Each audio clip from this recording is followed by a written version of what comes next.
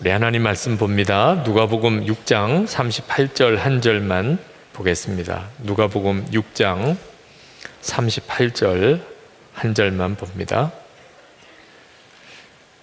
우리 같이 읽겠습니다. 주라, 그리하면 너에게 줄 것이니 곧 후히 되어 누르고 흔들어 넘치도록 하여 너에게 안겨주리라. 너희가 헤아리는 그 헤아림으로 너희도 헤아림을 도로 받을 것이니라. 아멘. 자, 우리 매번 금요일마다 나는 지난 주간 행복했었나 점검하는 시간을 가지십시다. 여러분 스스로가 여러분 자신에게 꼭 질문해 보시기 바랍니다. 나는 행복했었나? 행복에 대한 기준이 이제는 명확해져야 하는 거죠. 주 예수님과 동행했다는 것 자체가 여러분에게는 정말 말할 수 없는 행복의 이유입니다. 오늘도 예수 동행 일기 리딩 데이로 삼으시기를 바랍니다.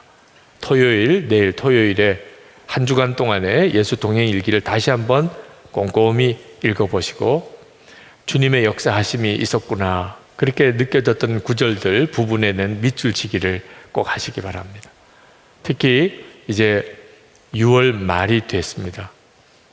이제 한 달 동안의 예수 동행 일기를 또 한번 쭉 살펴보시기 바랍니다. 이번 한 달 동안 내 삶 속에 주님은 정말 함께 하셨는가, 말씀하셨는가, 역사하셨는가. 예수 동행 일기를 돌아보면 정말 놀라운 간증들이 여러분 안에 나오게 될 것을 믿습니다. 주님이 함께 하신 것 자체가 우리에게는 말할 수 없는 기쁨입니다. 내가 행복했는지 불행했는지는 주님을 만났을 때 정확한 판단이 옵니다. 주님을 만나기 전에 내가 행복했다 불행했다는 것은 사실은 다 헛된 판단입니다. 이사야 6장에 보면 하나님 앞에 나라를 위해 기도하다가 하나님의 보좌를 보고 하나님을 만납니다. 그 영광 중에 이사야가 완전히 꼬꾸라집니다. 하나님이 그렇게 영광스러우신 분인 줄 실제로 뵈니까 전에는 상상도 못했던 것을 깨닫게 됩니다. 근데 하나님의 영광만 본 게 아니고 자기 자신이 얼마나 추악한 죄인인가도 이사야가 깨닫게 됩니다. 이사야는 자기 문제로 하나님 앞에 나가 기도했던 게 아닙니다. 나라가 걱정인 거죠. 그런데 그날 하나님의 영광을 보는 순간에 걱정, 기도 제목 다 사라져 버렸습니다. 하나님을 바라보는 것만 가지고도 염려, 근심, 걱정 다 사라져 버렸습니다. 이제는 나 자신이 입술이 부정한 사람 중에 하나님을 뵌 것, 그거 하나만 너무너무 두려웠습니다. 사시나무 떨듯이 그렇게 떨었습니다. 이사야가 행동으로 그가 하나님을 대적한 일은 없었을지 모르지만 말로는 그동안에 너무나 하나님 앞에 죄짓고 살았구나. 아니어야 될 말, 믿음 없는 말, 부정적인 말, 남에게 상처 주는 말, 비판하는 말, 하나님 영광 가려운 말, 하나님을 뵙는 순간에 하나같이 다 생각나는 겁니다. 그래서 입술을 부여잡고 화로다 나로 죽게 되었구나, 꼬꾸라졌습니다. 그때 천사가 제단 핀 숯을 들고 와서 그 이사야의 입술을 찢어줍니다. 그래서 정결함을 얻지요. 그리고 이사야가 우리가 아는 이사야 선지자가 됩니다. 하나님의 선지자가 되죠. 하나님을 만나 뵙고 난 다음에 이사야는 생각하던 거, 느끼던 거, 간절하던 거, 기도 제목 전부 다 바뀌어버리고 말았습니다. 하나님을 만나고 나면 모든 게 다 바뀌게 됩니다. 내가 행복했나 불행했나, 지금 내가 행복한 사람인가 불행한 사람인가, 우리 주님을 만나고서야 결론이 나는 것입니다. 여러분 중에 여전히 어떤 불행한 생각에 사로잡혀 있는 분들이 있으실 겁니다. 나는 정말 불행해. 왜 나만 이렇게 불행할까? 그러신 분들 오늘 주 예수님을 만나셔서 여러분 스스로가 여러분에게 놀라는 일이 일어나게 되기를 원합니다. 닉 부이치치라고 하는 분 여러분도 많이 들어보았고 영상도 본 적이 있겠는데 그 닉 부이치치의 영상을 잠깐 여러분에게 한 토막만 소개해 드리겠습니다. But I tell you, there are some times in life where you fall down and you feel like you don't have the strength to get back up. But if I fail, I try again and again and again. But I just want you to know that it's not the end. You see, I will try 100 times to get up, and if I fail 100 times,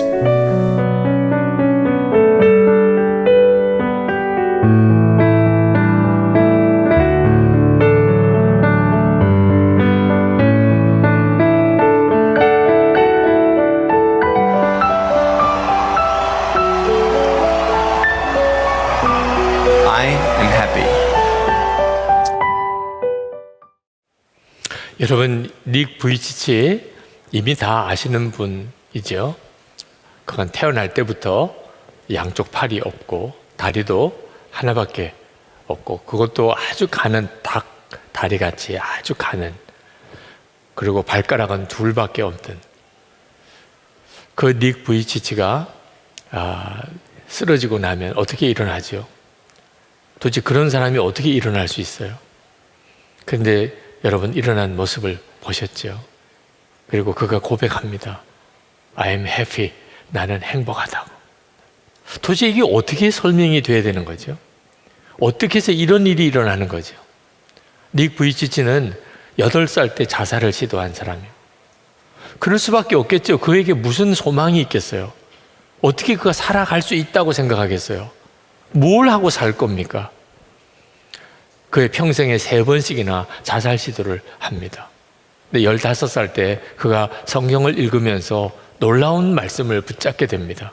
나면서 보지 못하던 자를 향하여 하나님의 일을 하기 위함이라고 하는 구절을 읽고, 그는 그 말씀이 자기에게 하는 말씀이라고 느꼈어요. 나 같은 자에게도 하나님의 놀라운 계획이 있구나. 그리고 그는 예수님에게 자기 인생 전체를 드렸습니다. 어떻게 살아야 될지, 뭐하고 살아야 될지 생각 안 했어요. 그냥 주님께 내 인생을 드렸어요. 하나님이 하실 일이 있다고 하셨으니까 하십시오. 그리고 그때부터 닉 부이치치는 정말 하나님의 계획을 따라 하루하루를 삽니다. 정말 모든 일을 엔조이하기 시작했어요. 그는 그 다리 하나밖에 없는, 팔다리 없이 발가락 2개만 가지고 스케이트보드도 타고 서핑도 하고 스쿠버 다이빙도 하고 노래를 작곡한 음악가이고 뮤직비디오를 찍는 가수고 영화에 출연하는 배우기도 해요. 저는 하나도 못해요. 근데 다 해요. 정말 부끄럽기가 짝이 없어요. 저는 그 중에 하나도 못합니다. 그는 모든 걸 다 해요. 예수 그리스도에게 자기 인생을 완전히 드리고 난 다음에 그렇게 바뀐 거예요. 그는 사람들이 좌절하지 않고 희망과 꿈을 이루고 사는 일에 놀라웠게 쓰임을 받고 있습니다. 어떤 사람이 더 좋은 환경에서 건강한 몸으로 태어났다면 얼마나 좋았겠습니까?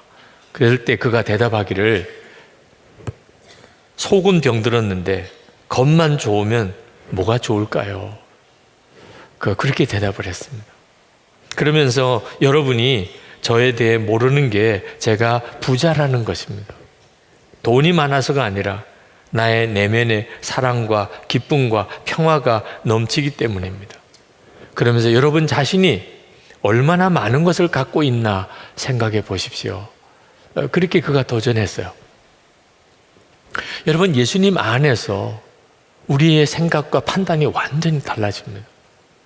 그래서 예수 그리스도 행복의 시작이라고 하는 겁니다. 오늘 여러분들이 나오셔서 응답받을 기도 제목, 해결받을 문제들이 있으실 거예요. 그러나 가장 중요한 문제는 여러분이 진짜 예수님을 만나고 그리고 주님 안에서 여러분의 삶을 다시 시작하는 것입니다. 여러분은 이미 행복한 자로 삶을 시작하게 되어 있어요. 무언가를 이루고 가지고 행복해지는 것이 아니고 예수 그리스도 안에서 이미 행복한 사람으로 시작하는 겁니다. 예수님을 정말 믿게 되었다면 우리는 고백하게 됩니다. 나는 부자라. 닉 부이치치가 나는 부자라고 고백했잖아요. 네. 돈이 많아서 그런 게 아니고 사랑과 기쁨과 평화가 내 마음속에 넘친다는 거예요. 그러면 부자인 거죠. 오늘 이 성경 본문은 누가복음 6장 27절부터 38절까지 좀 긴 본문입니다. 그 중에 맨 마지막 38절 한 절만 읽은 거예요. 예수님께서 어느 날 사람들에게 말씀을 하기 시작하셨습니다. 근데 그 예수님 앞에 모인 사람들은 다 어떤 사람들이냐? 가난하고 줄이고 울고 핍박당하는 사람들이었습니다. 20절, 23절에서 그 사람들이 어떤 사람인가에 대해서 언급하고 있습니다. 예수께서 가라사대 가난한 자는 복이 있나니 이제 줄인 자는 복이 있나니 이제 우는 자는 복이 있나니 인자를 인하여 너희 이름을 악하다 하여 버릴 때에는 너희에게 복이 있도다. 예수님께서 말씀하시는 대상자들은 다 가난하고 줄이고 그리고 핍박당하는 사람들이었습니다. 그런데 주님은 이제부터 너희들이 복을 받을지어다 라고 하지 않으셨어요. 이제부터 복을 받을 거라고 말을 안 하셨어요.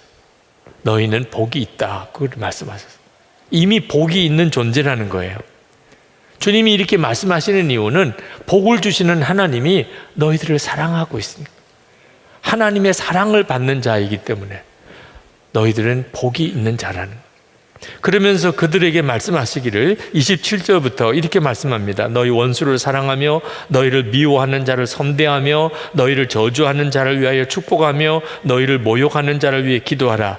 너의 이 뺨을 치는 자에게 저 뺨도 돌려대며 내 겉옷을 빼앗는 자에게 속옷도 거절하지 말라. 이 말씀은 참 어려운 말씀이에요. 모든 것을 다 가진 사람, 부족한 것이 정말 아무것도 없는 사람, 혹시 그런 사람은 이렇게 할 수 있을지 모르겠어요. 원수도 사랑하라. 자기가 너무 풍족하게 가지고 있으니까. 그러니까 원수 같은 사람도 사랑할 수 있는 여유가 혹 있을 수 있을까요? 그럴 가능성이 조금 그럴 경우에는 좀 있을까요? 그런데 가난하고 서럽고 억눌리고 이런 사람들에게는 이건 말도 안 되는 겁니다. 어떻게 원수를 사랑하고 미워하는 자를 선대하고 나를 저주하는 자를 축복하고 모욕하는 자를 위해 기도할 수 있어요? 근데 주님은 그렇게 말씀하셨어요. 이유는 복이 있는 자니까. 복이 있는 사람이 아니라면 이런 말 자체가 의미가 없어요. 정말 우리 주님은 그때 주님 앞에 모여있던 그 가난하고 병들고 서럽고 그런 사람들이 다 너무 복이 있는 사람이라고 주님이 눈에는 보이는 거예요. 그러니까 누가 너에게 잘못하면 오히려 더 그 사람에게 선하게 해주라. 누가 너에게 뭘 뺏어가면 오히려 그 사람에게 그걸 기꺼이 주라.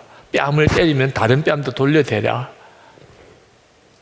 사실 우리 주님이 말씀하신 원수 사랑하고 미워하는 사람 선대하고 저주하는 사람 축복하고 모욕하는 자를 위해 기도하는 건요, 어려울 건 없어요. 돈이 드나요? 우리는 항상 돈 계산부터 하잖아요. 할 수 있나 없나. 돈 하나도 안 들어요. 그렇죠? 원수 같은 자를 사랑하는데 무슨 돈이 드나요? 네. 나에게 핍박하는 자에게 내가 선대하는 거 무슨 돈 드나요? 저주하는 사람 축복하는데 뭐 10,000원짜리 축복이 있고 100,000원짜리 축복이 있나요? 돈 드는 거 하나도 없어요. 뭐 어느 정도 자격증이 있어야 되나요? 뭐 학위가 필요한가요? 실제로 보면 아무런 어려움이 없어요. 단 하나 마음이 문제인 거예요. 마음이 움직이면 얼마든지 할 수 있는 거예요. 그런데 좀처럼 그런 마음을 갖게 되기가 어려운 겁니다. 왜냐하면 늘 서러우니까, 늘 피해 당했으니까, 늘 두려우니까, 늘 염려가 되니까, 그러니까 못하는 거예요. 그런데 만약에 내가 엄청난 복을 받았어요. 상상이 안 되는 복을 받았어요. 그러면 할 수 있게 됩니다.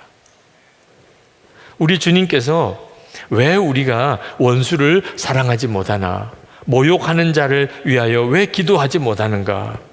내가 받은 진짜 복을 모르기 때문에 그렇다는 거예요. 우리가 받은 진짜 복을 모르니까. 그러니까 우리가 이 세상에 살아가는 동안에 복이 있는 사람처럼 전혀 행동을 못한다는 거예요.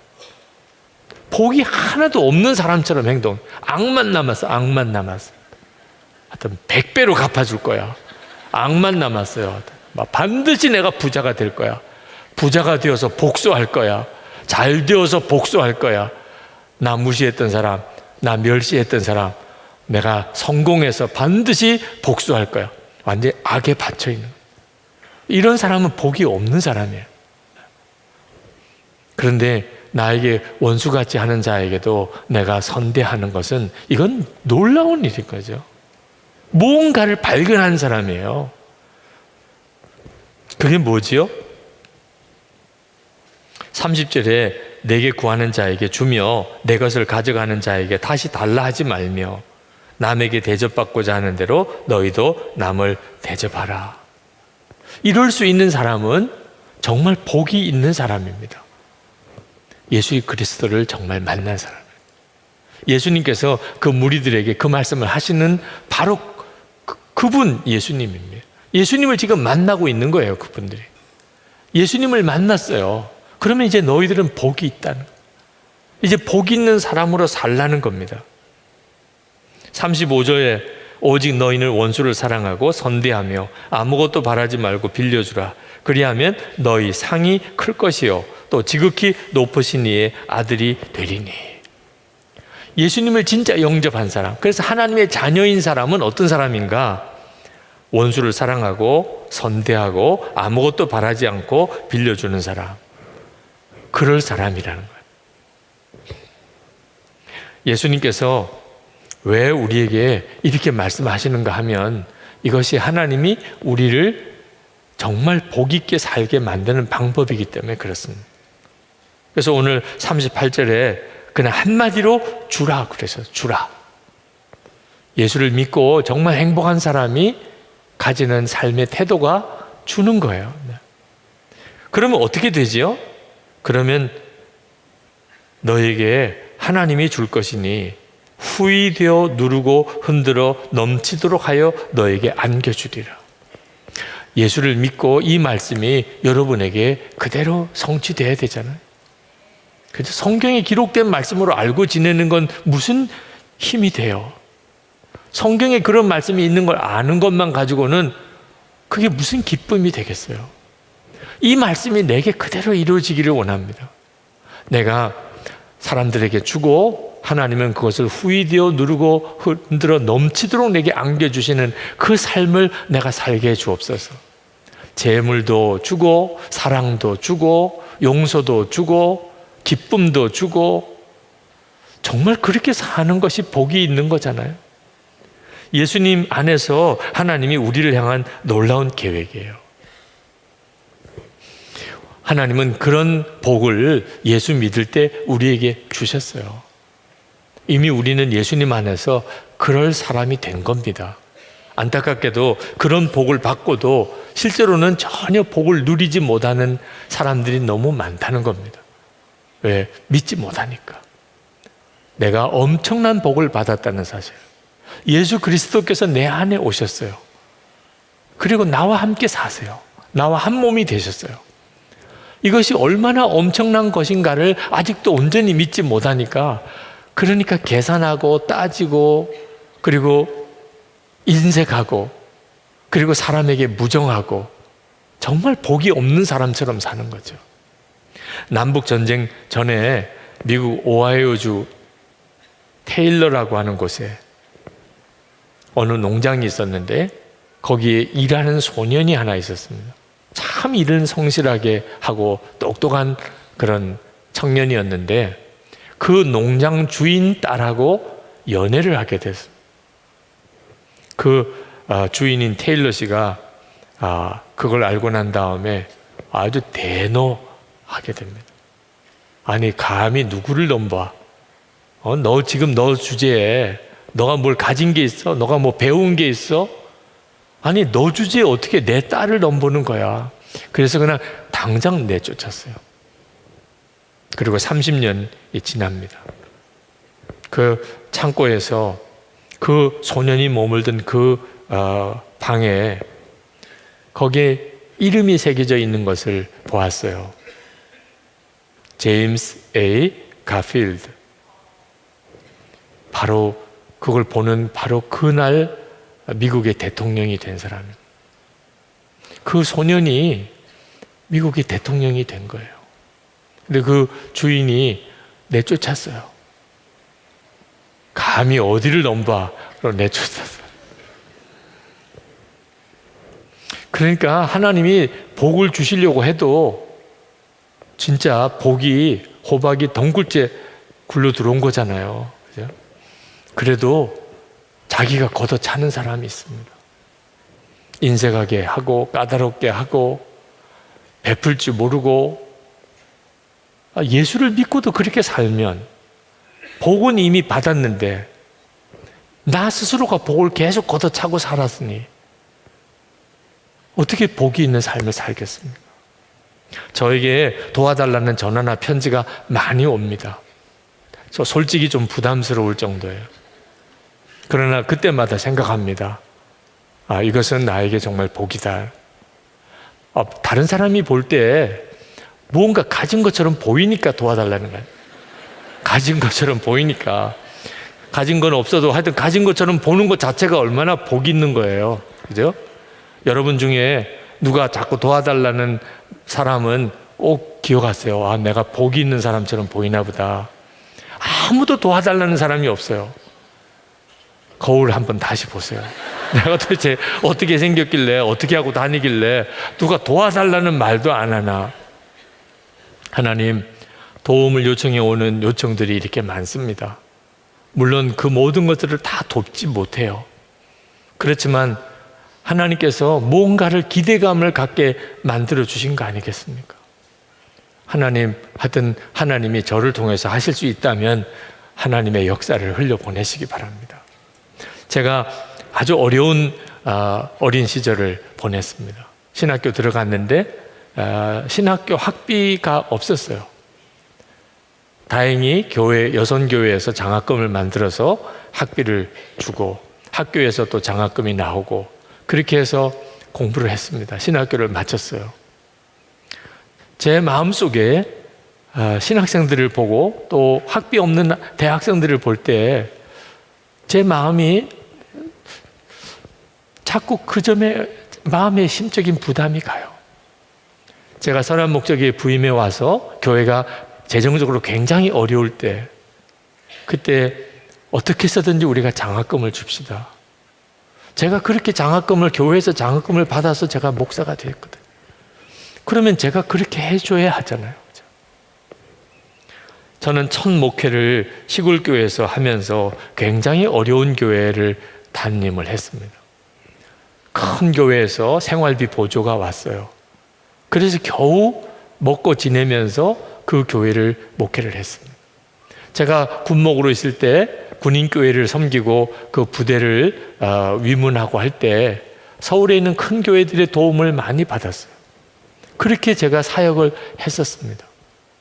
그러니까 제가 어려운 교회 목회자들 또 우리 선교사님들 군목님들 요청이 오면 마땅히 감당해야 되는, 무슨 일이 있어도 도와야 하는 일이에요.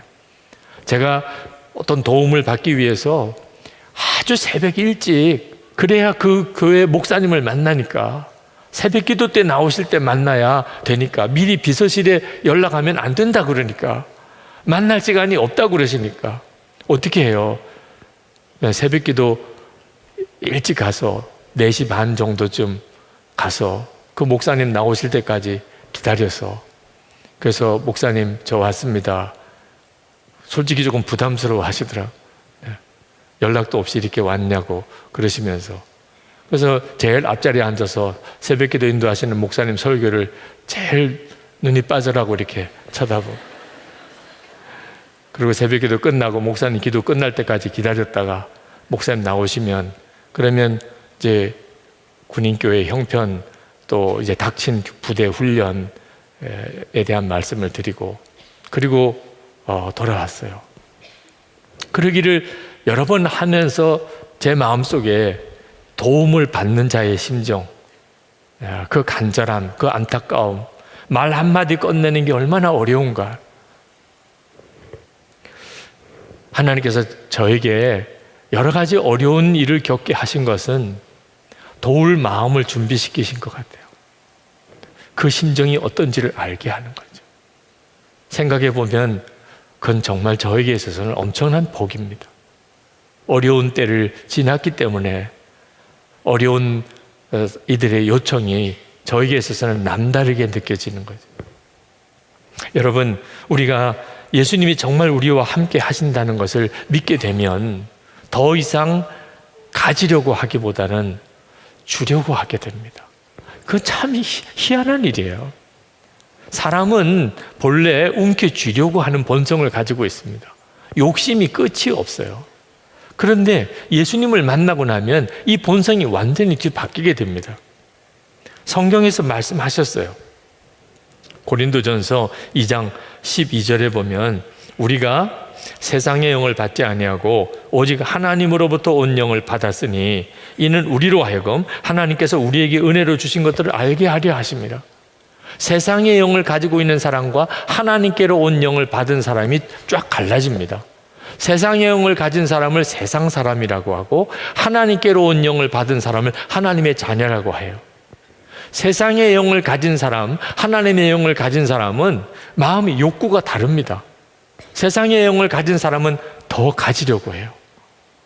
그게 세상의 영의 특징이에요. 가져도 모자라요. 만족이 안 돼요. 무서운 병이에요. 여러분, 부자에게 가서 만족하냐고 물어보면 거의 다 조금만 더 있으면 좋겠다고 할 거예요. 조금만 더 있으면. 그런데 끝이 없어요. 아무리 많이 가진 사람도 조금만 더 있으면 좋겠다. 그리고 있는 게 없어질까 봐 두려워요. 우리나라에서 제일 돈이 많은 사람을 아마 찾아가서 물어도 똑같은. 여러분, 이것이 얼마나 무서운 병인 줄 아세요? 음식을 먹는데 아무리 먹어도 배가 부르지 않아요. 계속 배가 고파요. 배는 터질 것처럼 이렇게 나왔는데도 계속 배가 고파요. 얼마나 무서운 병에 걸린 사람. 그런데 실제로 그 영혼이 그렇게 된 거예요. 잠언 30장 15절에 거머리에게는 두 딸이 있어 다오 하느니라. 족한 줄을 알지 못하여 족하다 하지 아니하는 것 서넛이 있나니. 이 거머리가 세상의 영이에요. 그렇게 많이 가져도 조금만 더 있으면 좋겠다. 그런 마음을 가진 사람은 속에 거머리가 있는 거예요. 다오, 끊임없이 다오예요. 그런데 예수님을 만나고 나면 싹 바뀌어버립니다. 이제는 주는 게 좋아요. 주는 게 좋아요. 주는 게 그게 진짜 복이라는 느낌이 들어요. 마음이 바뀌니까 그렇게 하는 겁니다. 잠언 11장 25절에 구제를 좋아하는 자는 풍족하여질 것이요 남을 윤택하게 하는 자는 자기도 윤택하여지리라 그랬는데 구제를 좋아한다는 표현이 나옵니다. 이 구제를 좋아한다는 것이 놀라운 변화인 거예요. 어려운 사람을 보면 구제해야 되겠다는 마음이 들기는 합니다만 구제가 좋은 사람은 참 드뭅니다.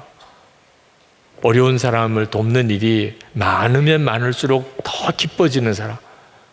대부분은요, 부담스러워지게 돼요. 이제 지친다. 아우, 지긋지긋하다. 나한테 뭐 돈 빌려준 거 있어? 자꾸 나한테만 달라고 그래? 대부분 그렇게 하게 됩니다.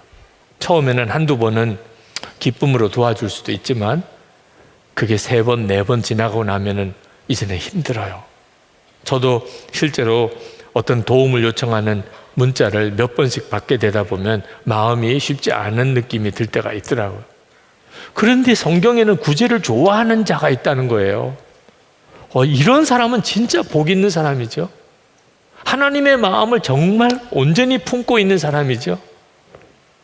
그런 사람이 있을까요? 구제를 좋아하는 사람이? 하영록 목사님을 만나고 정말 그런 사람이 있구나 하는 것을 알았어요. 하영록 목사님은 3번 심장 이식 수술 받은 사람입니다. 처음에 심장 이식 수술을 해야 될 때 그는 하나님 앞에 기도했다고 그래요. 하나님, 제가 단순히 새 심장을 가지고 생명을 연장하는 것이 무슨 의미가 있겠습니까? 이 기회에 제 삶 전체를 바꿔주세요. 그저 심장만 고치지 말고 제 삶 전체를 바꿔주세요. 그분이 그렇게 기도했는데 심장이 생겼습니다. 그런데 자기보다도 더 위중한 환자가 응급실로 들어왔습니다. 마음에 주님의 마음이 느껴지는데 그 심장을 그 사람에게 주라. 지금 그 심장을 자기가 이식받아야 살아요. 지금 아내도 젊고 아이들도 아주 어려요. 내가 우선 살아야 가족도 사는 거죠. 그런 절박한 순간인데 주님의 마음이 너무 강하니까 그 심장을 그 사람에게 주세요. 그리고는 혼수 상태에 빠집니다. 정말 죽음에 들어가는 거죠. 다행히 아주 좋은 심장은 아니지만 응급으로 그 심장으로 생명은 연장을 할 수가 있어서 심장 이식 수술을 받았습니다. 두 번째 심장 이식 수술을 받고 그리고 또 심장이 안 좋아져서 미국의 법에 의하면 이제는 더 이상 심장 이식 수술을 받을 수가 없어요. 두 번 심장 이식 수술을 받은 다음에는 더 이상 기회가 없어요. 이제는 다 끝인가 싶은데 병원에서 세 번째 심장 이식 수술을 해주겠다고 한 거예요. 병원에서 첫 번째 기록을 보니까 당신이 이식받을 수 있는 건강한 심장을 아주 응급한 환자에게 당신이 그것을 양보한 기록이 있습니다. 당신 같은 경우에는 심사를 거쳐서 얼마든지 정상적인 심장 이식을 한 번 더 받을 수 있는 기회를 줄 수 있습니다. 그래서 세 번째 심장 이식 수술을 받으신 거죠. 그뿐만 아니고 하영록 목사님이 그 심장 이식 수술을 하는 동안 정말 예수님과 함께 죽고 예수로 사는 분명한 믿음에 섰어요. 세 번이나 심장 이식 수술을 했으니 이제는 예수님으로 사는 거죠. 근데 사람이 어떻게 바뀌었냐 하면 회사를 설립해서 팀 하스라고 하는 그런 설계 회사를 설립해서 운영하는데 회사의 첫 번째 목표가 어려운 사람을 돕는 것입니다. 우리는 어려운 자를 돕기 위하여 존재한다. 그것이 그 회사의 비전이에요. 세상에 그런 회사가 있을 수 있나요? 물론 회사의 이미지를 위해서 그런 비전을 내걸 수는 있겠지만 이 팀 하스는 그렇지가 않습니다. 정말 사원들이 잊어버리지 않도록 계속 사원 교육을 하는 주제가 우리는 어려운 사람을 돕기 위해서 존재하는 회사입니다. 그리고 하나님이 그 회사를 엄청나게 사용하세요. 구제를 좋아하는 것, 그게 가능하구나. 네. 주님을 진짜 만나면, 정말 주님을 아는 눈이 뜨이고 나면, 그러면 돕는 게 기쁨이 될 수 있구나. 사실 이 구제가 기쁨이 되는 이 역사는 엄청난 복입니다. 엄청난 복이에요. 돕고 그렇게만 사는 사람 황홀할 정도죠. 진짜 우리가 기도하고 사모할 기도 제목이기도 해요. 하나님, 제가 평생 돕고 살 수 있게 해주세요. 그 말은 그렇게 도울 수 있는 힘이 계속 내게 생긴다는 뜻이잖아요. 세상에 떠나고 하나님께로 온 영을 받은 사람은 누구나 다 돕고 나눠주고 구제해요. 그가 부자예요. 그런 사람이 부자인 거예요. 여러분, 결코 재정적인 부를 축복이라고 여기면 안 됩니다. 그건 사명입니다. 사명. 내가 돈을 많이 벌게 된 것, 돈을 많이 소유하게 된 것을 축복이라고 여기면, 그러면 그것은 타락의 시작이에요. 선한목자교회가 교인도 많고 재정도 풍족하다고 합니다. 큰 교회로 그렇게 분류돼요. 이것이 축복인가요? 그러면 작은 교회는 저주받았나요? 여러분, 이런 기준으로 보면 안 됩니다. 선한목자교회가 이렇게 교세도 크고 교인도 많고 예배당도 크니까 이 교회는 복을 받았구나. 복 받은 게 아닙니다. 사명인 거예요. 사명. 큰 교회가 해야 될 사명이 있더라고요. 100명 정도 모이는 교회가 할 수 있는 일이고, 1000명 정도 모이는 교회가 할 수 있는 일이고, 10,000명 정도 모이는 교회가 할 수 있는 일이 다르더라고요. 사명인 거예요. 사명. 하나님이 이 교회를 크게 하신 것은 이 교회에 하나님이 주신 사명이 큰 것뿐이죠. 그것 때문에 하나님이 어느 교회를 이렇게 크게 세우셔서 또 그 일을 하게 하시는 거죠. 우리가 이 점을 잊어버리면 무서운 죄를 짓게 되는 겁니다. 사명은 큰 사명 받아놓고 실제로 감당하기는 조금 감당하면 하나님이 어떻게 보시겠어요? 우리 교회는 건축비 상환이 지금도 우리 교회의 현안입니다. 아직도 한 100억이 넘는 우리 건축비 부채 상환을 교회가 가지고 있어요. 그런데 우리 교회 재정의 원칙은 건축 헌금한 걸로만 건축비 상환을 하는 원칙을 정했습니다. 장로님들과 그렇게 정했어요. 건축 헌금이라고 쓰여진 것만 가지고 건축비 상환을 합니다. 해마다 그래서 한 30억 가까이씩을 우리가 빚을 갚아가고 있어요. 일반 재정, 11조, 감사헌금 이런 특별한 헌금들은 절대로 건축비 상환에 쓰지 않아요. 그걸 그렇게 결정하는 과정에서 참 어려웠어요. 왜냐하면 건축비 부담이 우리에게는 너무나 큰 문제였기 때문에. 그런데 왜 그렇게 결정을 했는가? 일반 재정을 건축비 상환에 쓰기 시작하면 우리 교회는 하나님이 흘려보내라고 하는데 흘려보낼 수가 없게 돼요. 선교사님을 도울 수도 없고 어려운 교회를 도울 수도 없고 어려운 사람들을 도울 수도 없어요. 그러면 우리 교회는 정말 복이 없는 교회예요. 그런 교회를 하나님이 왜 복을 주시겠어요?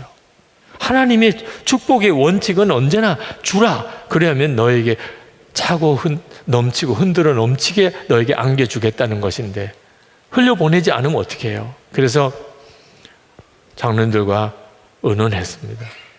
이건 분리하십시다. 그래서 그동안 우리 교회는 마치 빚 없는 교회처럼 그렇게 흘려보내고 왔어요. 그래서 바깥에서는 우리 교회가 아주 부자인 줄로 생각해요. 네. 빚 많은 티를 안 내니까. 네. 그리고 참 여기저기 흘려보내니까. 우리 금요 성령 집회 헌금은 늘 어려운 이들을 도왔고 이번 헌금은 선교한국 집회를 위해서 헌금을 다 보내죠. 11조 우리가 헌금하는 것으로 교회의 재정은 감당하고 그리고 이번 주일 맥주감사주일 헌금은 전부 분리개척교회로 흘려보내죠. 실제로 분리개척교회에 들어가는 비용 생각하면 우리가 맥주감사주일 헌금은 한 반 정도밖에 안 됩니다. 나머지는 교회 재정에서 덧붙여서 분리개척을 해마다 한 교회씩을 합니다. 저는 믿어요. 우리가 그렇게 해왔기 때문에 하나님이 이렇게 우리를 지켜주신 거라고. 그렇게 하려고 애를 썼기 때문에. 어떻든지 우리 예배당 이 건축비 마련하는 것만을 위해서 우리가 교회 재정을 사용하지 않고 우리가 끊임없이 우리가 가지고 있는 게 있는 한 돕자, 또 돕자, 또 돕자. 그랬기 때문에. 심지어는 빚까지 져서 또 왔던 때도 있었어요. 하나님이 그걸 기억하셨다고 생각합니다. 여러분 개인적으로도 여러분 재정적인 복을 만약에 여러분이 받았다고 느끼면 그것은 진짜 의미는 복이 아니고 사명입니다. 돈을 많이 가지고 있어요. 그건 사명인 거예요. 그걸 복이라고 생각하면 그러면 그때부터는 그건 화가 됩니다. 부자에게 화로다라고 저주하셨던 그 내용에 해당이 돼요. 많이 가지고 있는 것은 사명일 뿐입니다. 어떻든지 그것을 흘려보내는 것이 그가 복이 있게 되는 사람이 되는 거예요. 여전히 여러분의 마음속에 주라고 하는 것이 마음에 부담이 되시는 분이 있으실 겁니다. 어떻게 그렇게 살 수 있어? 그렇게 챙기고 모으고 그렇게 해 살아도 어렵게 사는데 아니 이건 뭘 주라니 지금 내 형편에서 어떻게 그렇게 할 수 있어? 이런 생각이 있으신 분들이 있으실 거예요. 그분들은 다시 생각해 보셔야 돼요. 내가 주는 것에 대해서 마음이 열려져 있지 않았기 때문에 내가 지금 이렇게 어려운 겁니다. 여러분의 삶의 형편에서 줄 수 있는 기회는 많아요. 꼭 돈만 주는 것은 아닙니다. 사랑도 주고 용서도 주고 기쁨도 주고 여러분이 마음으로 줄 수 있는 것도 많아요. 그러나 하여튼 분명한 것은 나는 주는 사람인 거예요. 누구로부터 뭘 받으려고 하지 않고, 이제는 내가 사람들에게서 행복을 요구하지 않아요. 내가 그 사람을 행복하게 해주고 싶은 거지. 그게 진짜 복이라는 사실을 정말 믿고, 그런데 내 속에 채워지는 게 없이 어떻게 줄 수 있겠어요? 바로 내 속에 채워주실 수 있는 분이 예수 그리스도, 그분인 거예요. 내가 아직도 예수님을 너무 모르고 있구나. 내가 주고 또 주고 싶을 정도의 마음이 안 되는 거 보니 내가 예수님을 머리로만 알고 있는 거지 실제로는 모르고 있구나. 예수님 한 분이면 충분합니다, 이렇게 고백되는 그 주님을 내가 모르고 있구나. 여러분의 안에 진짜 갈망은 여러분이 베풀고 나누고 그렇게 살 수 있게 만들어 주실 그 주님을 만나는 거예요. 예수 동행 일기를 쓰시라고 그렇게 권하는데도 꿋꿋하게 안 쓰시는 분들이 있으세요. 그래서 왜 그러시냐 그렇게 알아보니까 바쁘시대요. 일기 쓸 여력이 없대요. 너무 피곤하대요. 지금 그렇지 않아도 복잡하고 힘들고 어려운데 그 일기까지 쓰기에는 너무 지치고 힘들대요. 얼마나 힘들면 그럴까, 얼마나 바쁘면 저럴까, 그런 생각이 들고 너무 안타까워요. 너무 바빠서 며칠째 밥을 못 먹었다면 충분히 이해가 되겠어요. 아, 그 사람은 진짜 바쁘구나. 그런데 밥 챙겨 먹으면서 그러면 말을 하는 사람들은 뭘 잘 모르시는구나. 진짜 중요한 게 뭔지를 너무 모르시는구나. 무슨 일이든지 하여튼 뭔가 바쁠 일이 있으니까 그런 말을 하겠죠. 그런데 여러분, 건강 잃어버리면서까지 공부하고 일하는 사람 보면 여러분 정말 바보잖아요. 우선 건강은 지켜가면서 뭐 일도 하고 공부도 해야 되잖아요. 성공하고 학위 얻고 난 다음에 그리고 쓰러지면 무슨 소용이 있어요? 육신의 건강과 비교할 수 없이 중요한 것이 우리 주님과의 관계예요. 우리 주님과의 관계는 이건 말할 수 없이 소중한 거예요. 도대체 무엇이 이 일보다 더 바쁜 일이 있어요? 아니, 어떤 것이 이것보다 더 중요한 일이 있나요? 늘 매일매일 주님을 바라보고 주님과 동행했는지를 기록하면서 항상 주님과 교제를 계속 이어가자고, 그래서 예수 동행 일기를 쓰는 거거든요. 그게 어떤 바쁜 일 때문에 뒤로 밀려야 되는 거죠. 성지순례를 한번 다녀왔으면 소원하는 성도들이 있으실 겁니다. 다녀오신 분들은 은혜를 많이 받았던 경험도 있을 거예요. 저도 그렇습니다. 눈에 선해요. 갈릴리 그 호숫가에, 그 갈릴리 바다에 배를 타고 그 갈릴리 바다로 나갔을 때 그 느낌, 그 십자가의 길을 이렇게 걸어가던 것, 우리 주님이 걸으셨다고 그렇게 알려지는 그런 길을 이렇게 쭉 밟아서 걸어보는 것, 이건요, 여기 앉아서 생각하는 것과는 전혀 차원이 다른 문제더라고요. 느껴지는 느낌이 엄청나요. 그런데 예수님이 걸으셨다고 생각되어지는 그곳은 다 성지가 됩니다. 여기가 우리 주님이 걸으셨던 것이고, 여기가 우리 주님이 쓰러지셨던 것이고, 여기가 우리 주님이 말씀하셨던 것이고, 여기가 우리 주님이 세례 받으셨던 것이고, 그런 곳마다 다 큰 성당을 만들어 놓고 그리고 성지가 되어 있어요. 우리 주님이 잠깐만 계셨던 곳이라도 정확하게 알려만 지면 그건 뭐 대단한 곳이 돼요. 그런데 여러분, 주님이 지금 우리 마음에 계시잖아요. 아니, 우리 주님이 육신으로 계실 때 잠깐 서 계셨던 곳 하나도 수많은 돈을 들여서 성지순례라고 가서 그곳에 가서 감동하고 은혜 받고 그러고 돌아온다면, 지금 그 주님은 지금 우리 마음에 계신다. 이건 뭐 어떻게 설명을 해야 돼요? 여러분 자신이 다 성지예요. 여러분 스스로가 그 귀한 것을 깨닫기만 한다면, 주님과 함께 사는 것, 주님과 함께 이렇게 사는 것이 얼마나 귀한 건가. 여러분이 날마다 주님과 교제하고 날마다 주님 바라보고 여러분이 그렇게 살면 여러분의 인생 자체가 하나님의 영광이 됩니다. 그렇게 5년이 되고 그렇게 10년이 되고 그렇게 20년이 되어 보세요. 주님과 함께 하는 사람이 됩니다. 늘 주님과 동행하는 사람이 됩니다. 그건 정말 복의 통로예요. 그렇게 우리가 주님을 알고 나면 그러면 우리 속에서부터 사람들에게 은혜가 흘러갑니다. 정말 주고 또 주고 주는 사람이 돼요. 여러분이 그 일을 정말 연습해야 합니다. 오늘 이 시간에도 여러분이 그 주님을 만나게 되기를 축복합니다. 저는 때때로 어떤 지나간 일에 대한 어떤 후회가 오고 또 앞으로 해야 될 일에 대한 여러 가지 마음의 부담이 있을 때 그러면 기도도 잘 안 돼요. 너무 마음에 스트레스가 생기고 또 어떤 실망 또 어떤 실패에 대한 어떤 낙심도 있고 또 앞으로 해야 될 일에 대한 어떤 중압감도 있고 그러다 보면 마음의 눌림을 경험합니다. 그때마다 하는 일이 뭐냐면 그 지나간 일도 생각하지 않고 앞으로 해야 될 일도 다 내려놓고 그냥 지금 이 순간 나와 함께 계시는 주님만 바라봅니다. 오직 그 주님만 바라보려고 해요. 나와 함께 계시는 주님, 내 안에 오신 주님, 나와 하나 되신 주님, 그 주님만 묵상하다 보면 금방 내 입술에서 고백이 나오기 시작합니다. 주님 충분합니다. 주님 감사합니다. 주님 사랑합니다. 주님으로 만족합니다. 주님이면 모든 것입니다.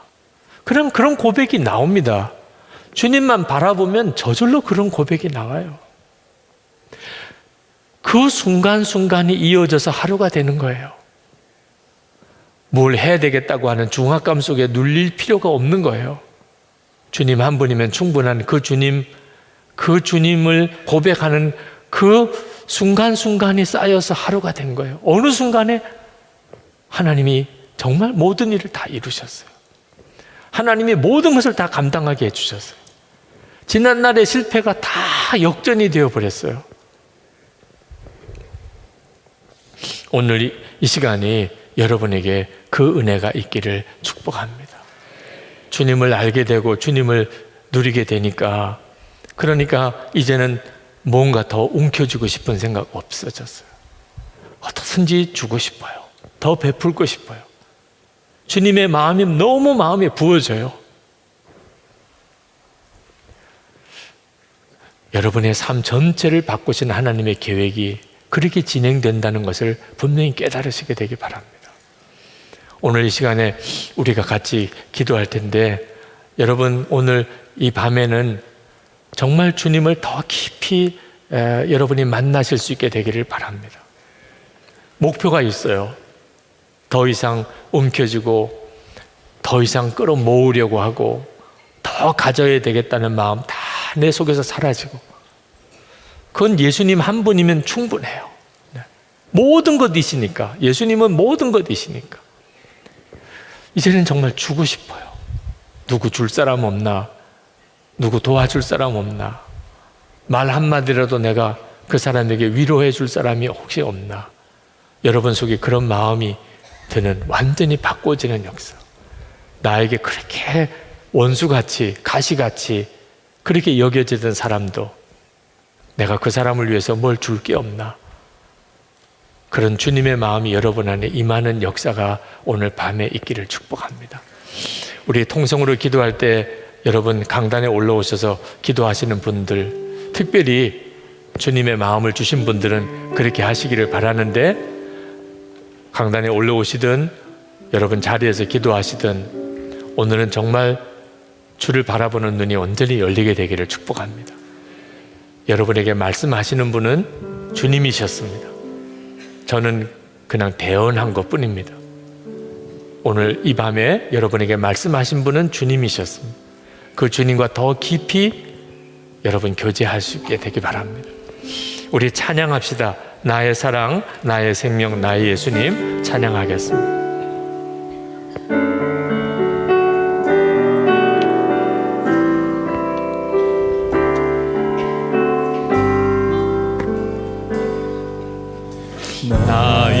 사랑 나의 생명 나의 예수님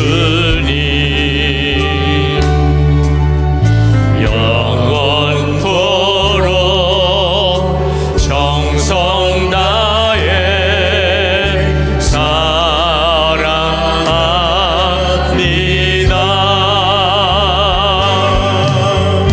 나의 힘 대신 여호와여 내가 사랑합니다.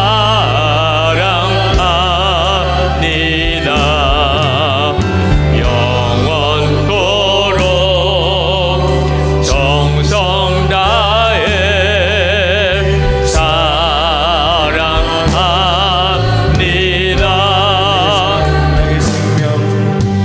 나의 사랑 나의 생명 나의 예수님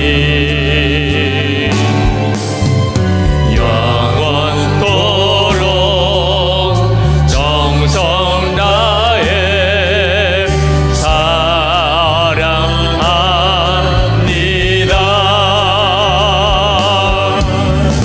나의 힘 대신 여호와여 내가 사랑합니다.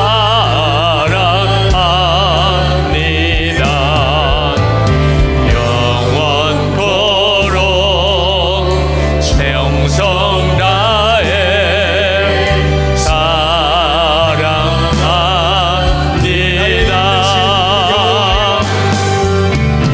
나의 힘 대신 여호와여 내가 사랑합니다.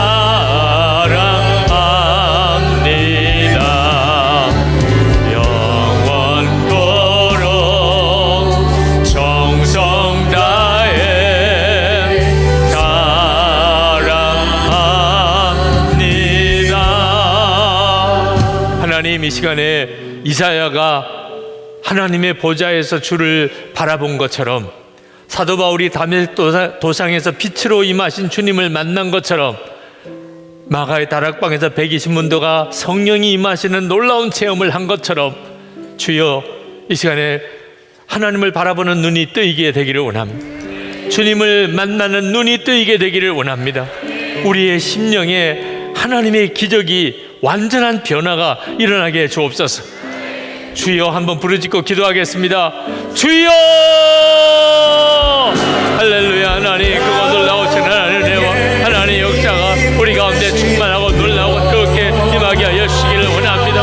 하나님 이사야에게 허락하셨던 하나님의 그 은혜 불과 같은 하나님의 그 역사 오늘도 하나님 사모함에 갈망하는 성도들에게 부어주시기를 원합니다. 만나주소서. 주님 역사하소서. 오 주님 역사하소서. 이사야를 만나주시고 그 눈을 뜨게 하신 것처럼 오늘 이 밤에 하나님 사모하며 갈망하는 모든 성도들의 심령에 그리하여 주시옵소서. 다메섹 도상에서 주 예수님을 만났던 사도 바울에게 역사하신 것처럼 하나님 마가다락방에서 성령을 부어주시고 역사하셨던 나의 하나님 이 시간에도 그리하여 주소서. 우리의 영안을 열어주시고 우리가 생각할 바를 생각하게 하시고 우리가 가져야 될 소원을 가지게 하시고 하나님 우리의 마음의 생각과 중심을 완전히 바꿔주소서. 하나님의 것으로 바꿔주소서. 주님의 역사로 바꿔주소서. 주님의 은혜로 바꿔주소서. 하나님 나의 하나님 오늘 이 밤에 주를 만나며 주를 바라보며 주님의 은혜 안에 거하게 하시고 주님 역사하시고 우리를 사로잡아 주시기를 원합니다. 오 나의 아버지 오 나의 하나님 원합니다. 하나님 갈망합니다. 소원합니다. 주님 놀라우신 주님 은혜를 좋아하여 주시는 주님 들어주소서. 오 하나님 놀라우신 주님 오 주 예수 오 주 예수님 역사하소서. 오 하나님 같이 하소서. 주님 주관하소서. 오 주님 도우실 줄 믿습니다. 오 하나님 같이 하소서. 그동안에 가진 것 없어서 불행하다 생각했던 거 하나님 회개합니다. 더 주소서. 주님 그렇게 안달했던 거 하나님 앞에 회개합니다. 정말 십자가에 완전히 못 박습니다. 하나님, 더 이상 가지는 것에 대해서는 염려 안 하겠습니다. 주 예수님이 오셨으니 모든 것이 다 우리 안에 오셨습니다. 주님만 오직 찬양합니다. 더 이상 가지는 것에 연연하지 않고 이제는 베푸는 자로 살게 해 주시옵소서. 주여, 부르짖고 기도합시다. 주여! 할렐루야. 하나님, 그곳 놀라운 하나님의 은혜로, 하나님의 역사로 하나님 도와여 주소서. 아버지 하나님, 없어 불행한 것이 아니요, 하나님 더더 가지지 못해서 하나님 불행한 것도 아니니, 하나님 우리의 어리석은 생각, 하나님 십자가에 못 박습니다. 주님 앞에 진정으로 회개합니다. 하나님, 더 이상 하나님 바보 같은 생각에 매여 살지 않겠습니다. 나의 주여, 나의 주여, 우리의 심령에 하나님의 은혜를 더해 주시기 원합니다. 하나님, 나의 하나님, 주의 은혜를 더해 주시기 원합니다. 아버지 하나님, 놀라우신 나의 주여, 오늘도 하나님 앞에 나와 기도하는 사랑하는 성도들의 마음의 심령을 주님 사로잡아 주시기를 원합니다. 하나님, 마음속에 오늘도 보혈의 역사가 임하게 되기를 원합니다.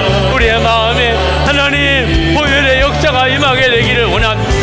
주님 생각을 우리 가운데 심어주소서. 하나님, 세상의 영이 하나님 준 모든 생각이 다 씻겨지게 해주소서. 하나님의 역사하심 주님의 은혜 우리 가운데 충만하여 주소서.